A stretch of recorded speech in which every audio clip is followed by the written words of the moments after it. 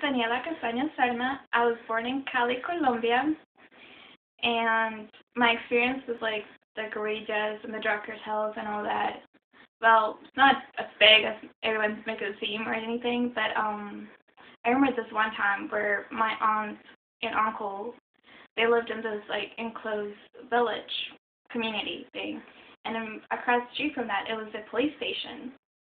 And the guerrillas came down and wanted to take over the station, and there was fire guns and everything, and just chaos. And my aunts and uncles actually had to hide underneath their beds to be safe and protected. And all of the communications and the telephone lines were down. And I remember like my mom and my grandmother, they were like all worried to death because they didn't know what's going on. As well as this other time when my grandmother and I were actually up in the mountains, kind of like in the farm with the pool, and we were just having a good time. And I remember they had to end the trip early because they said that the guerrillas were coming.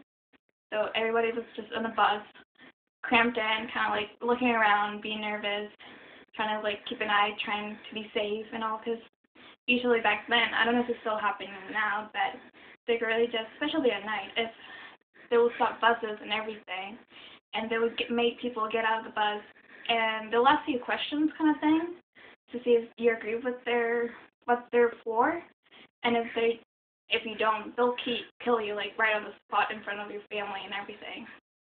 So yeah, so whenever they come into town or anything, you just hide because you don't want to like go through all that.